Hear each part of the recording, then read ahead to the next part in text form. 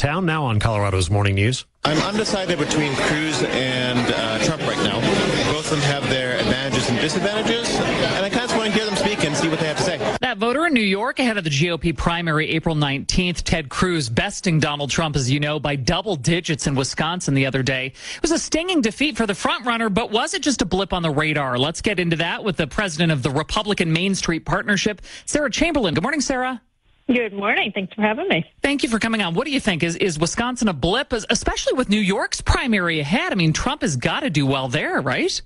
He will do well in New York. It's home for him. Yep. He'll carry both downstate and upstate New York. And getting back to Wisconsin, it was never a state he actually thought he could win. It was more the media talking about it. And then when you had Governor Scott Walker come out against him, and Cruz worked really hard, put a lot of money into that state. Mm-hmm. That's why you saw the results you did. I don't know if you saw this. I saw an exit poll out of Wisconsin that showed in a head-to-head matchup against Hillary versus Donald Trump, 10% of Republicans would actually go over and vote for Hillary Clinton. That's got to scare the GOP. It is very scary. And that's not just in Wisconsin. You're also seeing that in Ohio and Florida. And those are two states that the GOP, if they want to win the White House, we have to win.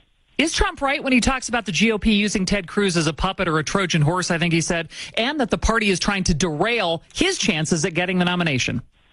I think the party is afraid of having Donald Trump. I think the comments he's made in the last 2 weeks about women kind of show that we're afraid to have him and why we are, because he's kind of the Kardashian of politics.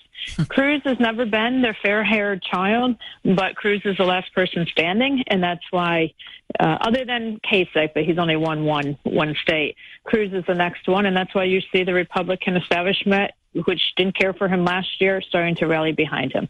Let's talk about the possibility of a contested convention. What would most Republicans likely think if Donald Trump goes into the convention with the most delegates but not enough delegates, then the superdelegates choose somebody else? I mean, wouldn't that lead to even a bigger divide in the party? Unfortunately, it probably would. That I'm not sure could be healed by the time the November elections come along. Then I think Clinton would take full advantage of that. You'll see the exit polls in Wisconsin show, even though they didn't vote for Trump, they do feel that the person who gets the most delegates should be the Republican nominee. I got to run, but what's the best hope for the Republican Party in this election cycle? That John Kasich somehow manages to become our nominee. Very interesting. Sarah, thanks. I appreciate it. Thank you. President of the Republican Main Street Partnership, Sarah Chamberlain.